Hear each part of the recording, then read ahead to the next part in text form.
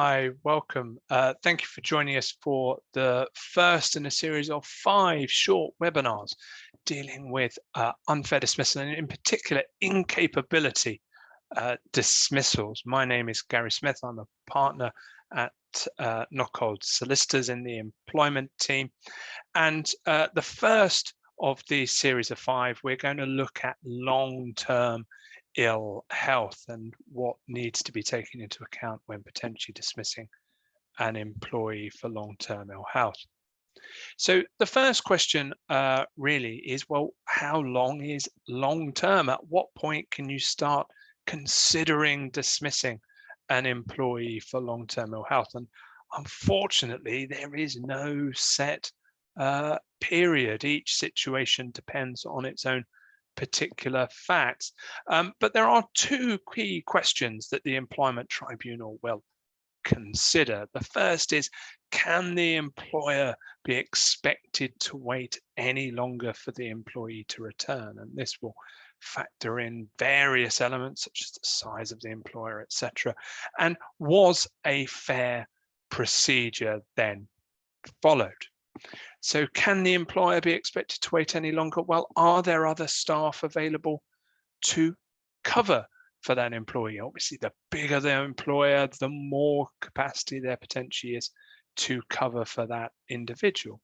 The nature of the employee's illness, was it perhaps if it was a work-related accident that caused the ill health, there might be an expectation that you would allow slightly longer for them to recover. What's the likely anticipated length of their absence? If they're due back in a couple of weeks, you may well be expected to keep them on. But if there's no prospect of them returning for, say, 3 or 6 months, then you would be in much stronger position. The size of the organization, as we've said already, and frankly, the simply unsatisfactory situation of having an employee off on long-term sick. Ultimately, you employ someone to do the job. You don't, as an employer, employ someone to be on sick leave. And there has to be a point where an employer can say, you know what, enough is enough.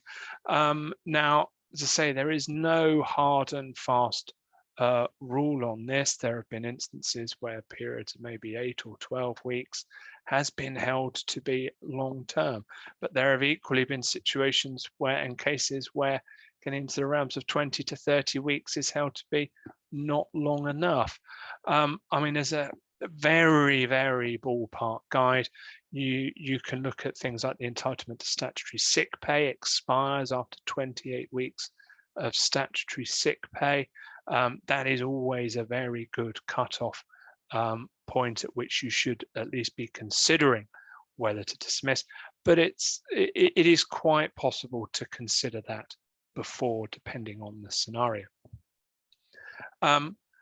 You've then got to reflect on a fair procedure and what would amount to a fair procedure. Well, the key with any sort of procedure is consultation with the employee. So you have a meeting with the employee to discuss what's going on, how do they feel, what do they think is their prognosis.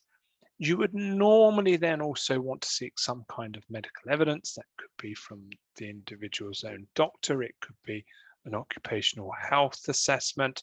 And then once you've got that report, that evidence, you would look to meet again with the employee to discuss what's in the report and then to consider alternative options. So it could be waiting, it could be moved to a different role, it could be a phased return, it could be varied duties, it could be varied hours, whatever really works. If you can find a way to try and keep the employee on that is fair to the employee, fair to the employer, then great. Unfortunately, sometimes that is not possible. And if you are at the point where you need to dismiss, you would look to write to the employee, confirm their dismissal in writing and the reasons and the rationale behind it, and give the employee the right to an internal appeal. If they take up that right, you would have an appeal meeting with them, which if possible, should be with a different senior manager. But if not, that isn't possible, maybe you're a small business, you would look to try and manage it as independently and as fairly as you possibly can. And then once the decision is made at the end of the appeal, you would also confirm that in writing. And in a nutshell, that is the process. That is what you are expected to do. Consult with the employee, get some medical evidence to help educate you as to what the situation is, further consultation with the employee, and then if there are no alternatives, you are looking to dismiss. So I hope that has been of some interest to you.